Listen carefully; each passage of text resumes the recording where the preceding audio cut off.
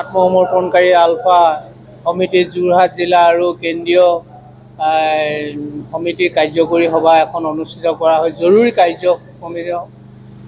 জৰুৰী এখন কাৰ্যনিৰ্বাহ সভা অনুষ্ঠিত কৰা হয়। এই সভাত আমাৰ প্ৰধান দাবী সমূহ চৰকাৰক অৱগত কৰিবৰ কাৰণে আৰু যোৰহাট জিলাৰ উপায়ুক্তৰ যোগেদি অসমৰ মুখ্যমন্ত্ৰী আৰু ভাৰতীয় চৰকাৰৰ প্ৰধানমন্ত্ৰীলৈ এখন স্মাৰক পত্ৰ প্ৰেৰণ কৰা হ'ব। আজি প্ৰধান দাবী হৈছে আমাৰ সভাখনৰ যে 1992 চনত যি চৰকাৰে ঘোষণা কৰিছিলে, যিসকল আলফা আত্মসমৰ্পণ কৰিব বা অস্ত্ৰসমৰ্পণ কৰিব বা মূল সুঁতিলৈ ঘূৰি আহিব আলোচনাৰ কাৰণে, সেইসকলক আৰ্থিক সাহায্য প্ৰেৰণ কৰিব বুলি ঘোষণা কৰিছিল। আদালতত চলি থকা গোচৰসমূহ নিষ্পত্তি কৰাৰ কথা কৈছিল আৰু স্বাধীন অসম বাদ দি স্বায়ত্ত শাসনৰ ওপৰত আলোচনা কৰা হ'ব বুলি তেখেতলোকে ঘোষণা কৰিছিল। সেইমতে আমাৰ 4টা দাবী 1992 চনত দিয়া হৈছিল যে অসম আত্মসমৰ্পণকাৰী আলফা সদস্যসকলক আত্মসংস্থাপন দিব লাগিব, আদালতত চলি থকা গোচৰসমূহ নিষ্পত্তি কৰিব লাগিব, এতিয়াও চলি আছে। দ্বিতীয়তে অসমক সকলো ভূমিপুত্ৰকে জনজাতিকৰণ কৰি এখন জনজাতীয় স্বায়ত্তশাসিত ৰাজ্য ঘোষণা কৰিব লাগিব আৰু অসমত ইনাৰ লাইন পাৰ্মিট ঘোষণা কৰিব লাগিব, ব্যৱহাৰ কৰিব লাগিব। এইটোৱে আছিলে আমাৰ মূল উদ্দেশ্য। ইয়াৰ উপৰিও 2024ত যদি বৰ্তমান হিমন্ত বিশ্ব চৰকাৰে আমাৰ দাবীসমূহ কাৰ্যকৰী নকৰে, তেতিয়াহ'লে 2026ত আমি নিজাববীয়াকৈ ৰাজনৈতিক পদক্ষেপ গ্ৰহণ কৰিম বুলি আজি সভাই প্ৰস্তাৱ গ্ৰহণ কৰিছে। নতুবা ৰাজনৈতিক দল খুলি পৰোক্ষভাৱে হওক বা প্ৰত্যক্ষভাৱে আমি ৰাজনৈতিক মঞ্চত 2026ত আমি ইলেকশ্যন।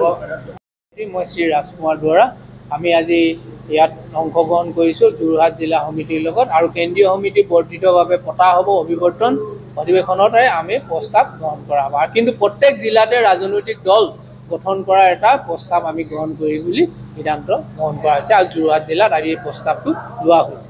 অহা 26ত আমি পৰোক্ষ হওক প্ৰত্যক্ষভাৱে অংশগ্ৰহণ কৰিম। এইটোৱে আমাৰ প্ৰধান দাবী। আমাৰ 2024ৰ ভিতৰত আমাৰ যদি দাবীসমূহ কাৰ্যকৰী নকৰে, তেতিয়াহ'লে আমি ৰাজনৈতিক দল খুলিম বুলি আমি আজি সভাই প্ৰস্তাৱ গ্ৰহণ কৰিছোঁ। এতিয়া সদ্যহতে আলফা আমাৰ 10,000 মান আছে, কিন্তু আত্মসমৰ্পণ কৰা আলফা 4,500 মান আছে। হ'লেও আমি সকলো আলফাই মিলি আমি এখন ৰাজনৈতিক মঞ্চ তৈয়াৰ কৰিম, ৰাজনৈতিক দল গঠন কৰাৰ কথা ভাবিছোঁ। আজি প্ৰস্তাৱ লোৱা হৈছে আৰু গৃহীতকৰণ কেন্দ্ৰীয় সমিতিত পুনৰ গৃহীতকৰণ কৰা হ'ব আৰু প্ৰত্যেক জিলাতে এই প্ৰস্তাৱ লৈ আমি কেন্দ্ৰীয় সমিতিক গৃহীত কৰিম আৰু 2026ত পৰোক্ষভাৱে হওক প্ৰত্যক্ষভাৱে হওক আমি ৰাজনৈতিক মঞ্চত অংশগ্ৰহণ। কাৰণ কেলৈ আমাৰ দাবীসমূহ কোনো একো নকৰে, সেইকাৰণে নিজৰ চৰকাৰ হ'লে দাবীসমূহ কাৰ্যকৰী হ'ব। সেইকাৰণে আমি আজি এই প্ৰস্তাৱটো লোৱা হৈছে।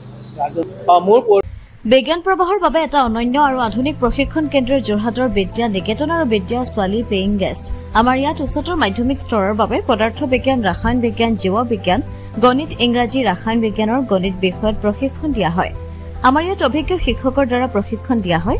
ইয়াত পদাৰ্থ বিজ্ঞান, ৰসায়ন বিজ্ঞান, গণিত বিষয়ত অৰ্থনীতি শিক্ষা দান কৰা হয়। 15 বছৰৰ শিক্ষকতাৰ অভিজ্ঞতাৰে ধ্ৰুৱজ্যোতি শইকীয়া, 20 বছৰীয়া শিক্ষকতাৰ অভিজ্ঞতা সম্পন্ন ডক্টৰ সিদ্ধাৰ্থ কুমাৰ ভৰদ্বাজ, 25 বছৰৰ শিক্ষকতাৰ অভিজ্ঞতাৰে পাপৰি ৰাজকুমাৰে, লগতে বিদ্যালয় পৰ্যায়ৰ ইংৰাজী, বিজ্ঞান, গণিত বিষয়ৰ বাবে অভিজ্ঞ শিক্ষকৰ দ্বাৰা প্ৰশিক্ষণ দিয়াৰ লগতে মেডিকেল আৰু ইঞ্জিনিয়াৰিঙৰ প্ৰৱেশিকা পৰীক্ষাৰ বাবে দিয়া হয় শিক্ষা।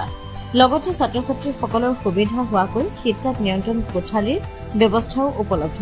দূৰ দূৰণিৰ ছাত্ৰীসকলৰ থকাৰ বাবে বিদ্যা ছোৱালী পেইং গেষ্টৰ ব্যৱস্থাও কৰা হৈছে।